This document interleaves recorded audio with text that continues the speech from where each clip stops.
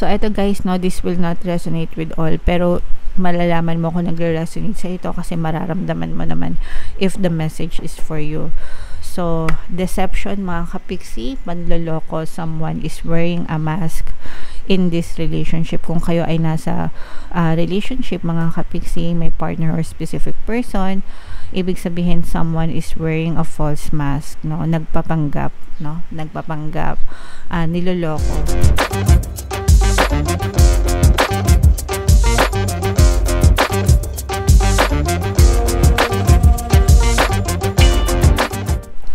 Hello guys, hello Gemini, welcome back to Pinay Pixie Tarot. Ang pamagat ng episode natin for tonight is OOTM, Oracle of the Month, para ngayong September para sa Gemini, Sun, Moon, Rising, Sign, and Venus. Meron tayong tatlong set ng decks dito guys. Ito yung spiritual message, ito yung sa life, ito naman yung sa love life mga kapiksi. So, kung ano na lang yung makaresonate sa inyo guys, take that message. Hindi ito magre-resonate sa lahat guys.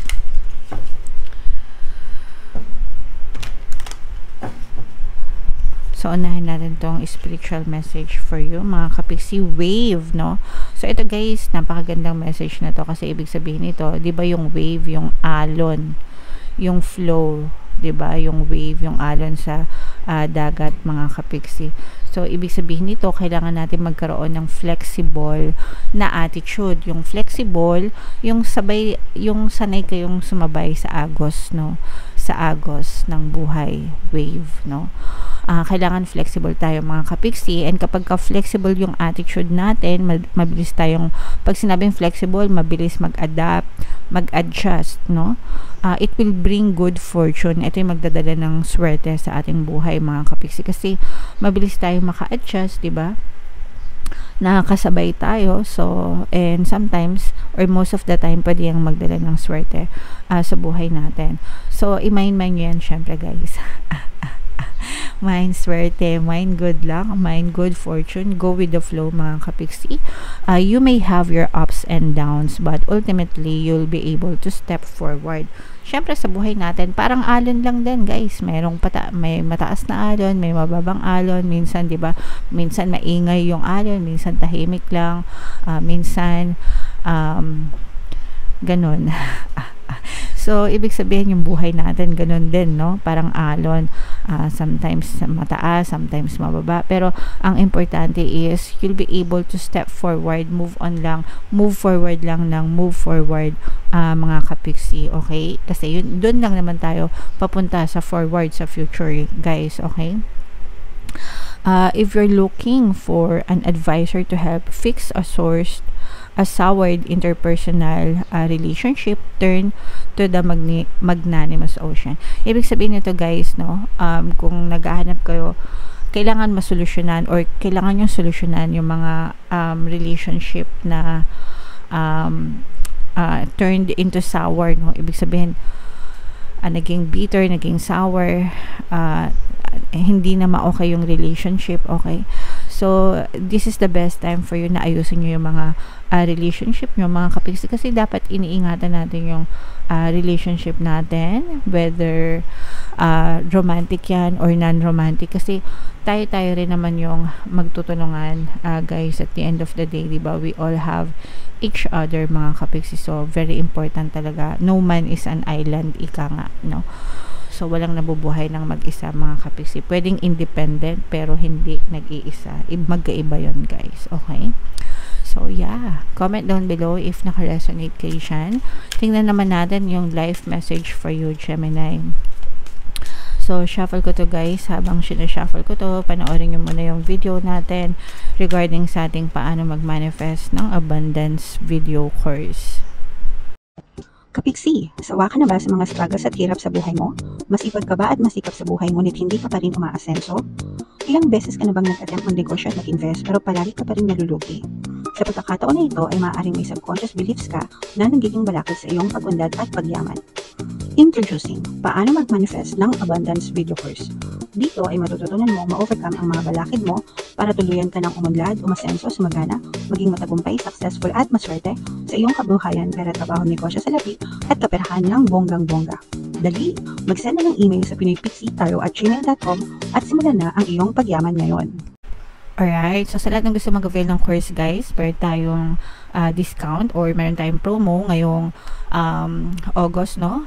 Free 3-in-1 pampaswerte subliminal sa pampaswerte sa pera, sa buhay at saka sa love life guys, worth 1,500 yung freebie na yan. So i-avail nyo na mga kapiksi, sobrang ganda.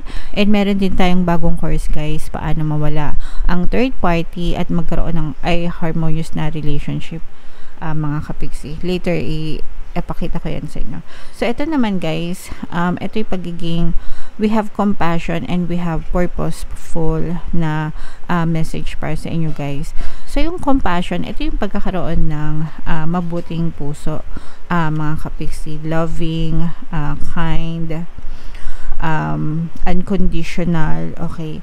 So, sensitivity, dapat sensitive din tayo sa ibang tao, no, sa mga nararamdaman. Unang-una, maging sensitive ka sa sarili mo.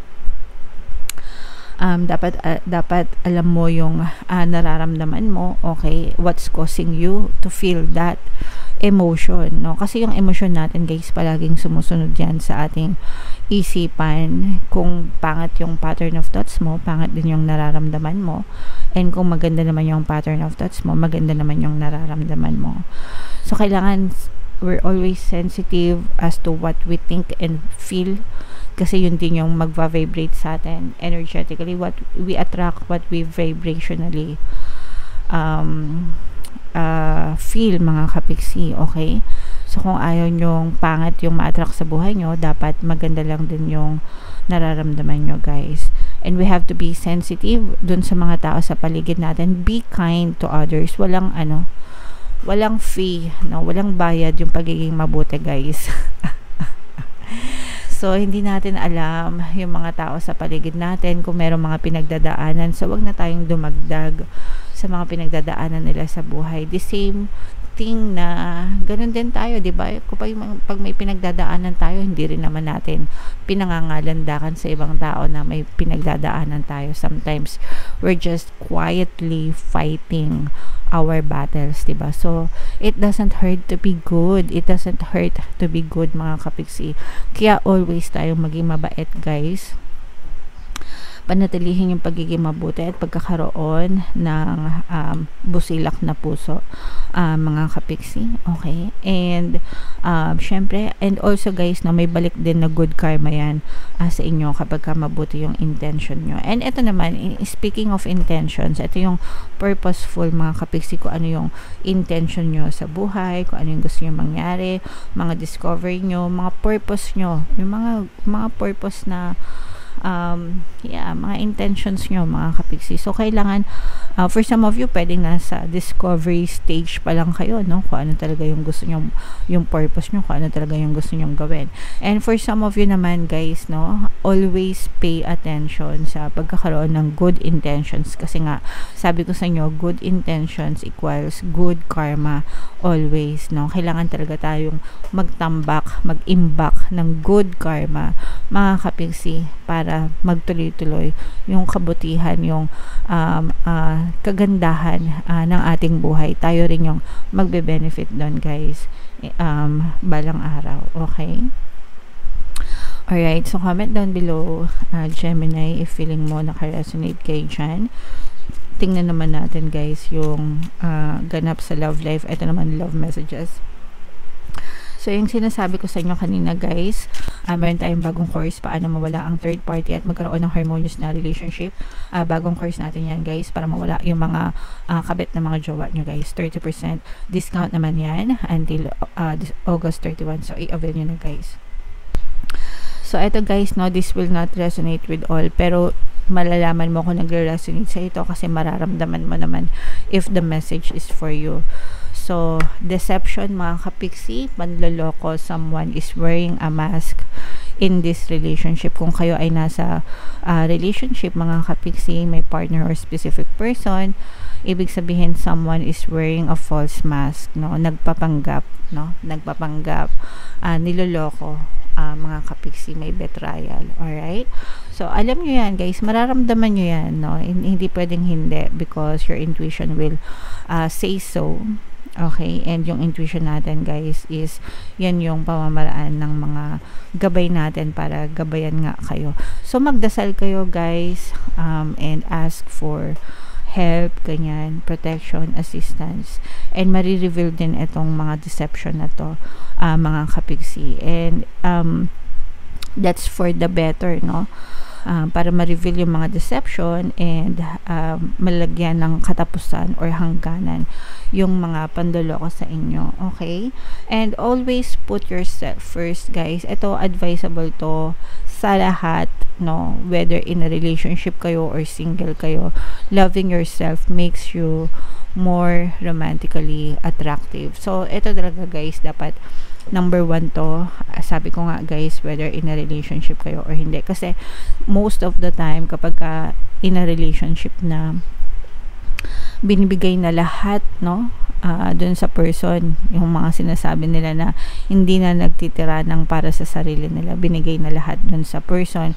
Kaya pag naghiwalay, nako, sobrang wala nang natira sa kanya, sobrang empty, sobrang wala na, 'di ba? So hindi alam kung paano babangon, hindi alam kung paano maka-move on, hirap na hirap. And yeah, so that's why it's very important na you always put yourself first, guys. No, you love yourself. You know your value, you know your true worth, mga kapiksi. Huwag mong iasa sa kanila lahat, huwag mong ibigay lahat. It doesn't matter if ibigay mo sa kanila yung love mo sa kanila, but you also need to give something to yourself, no? Hindi yung puro sila lang, puro sila lang, no? Mahal mo sila, okay, sige, mahalin natin sila kung mahal niya talaga, pero dapat mahal mo din yung sarili mo. Kung mahal mo sila, dapat mahal mo din yung sarili mo, kapiksi. Okay? Wala nang mas importante pa kesa sa'yo. Alright? So, yeah. Comment down below, Gemini, if naka-resonate kayo and kung saan kayo naka-resonate. Dito ba sa spiritual, dito ba sa life, or dito ba sa love life. Comment down below, mga kapiksi. And huwag niyong kalimutan makinig ng ating mga pampaswerte subliminal, guys. Ito yung playlist, mga kapiksi. And ito naman yung ating success stories ng paano mag-manifest ng abundance video course. Click here to subscribe, guys, and click here to join our membership program. Thank you for liking, sharing, and subscribing.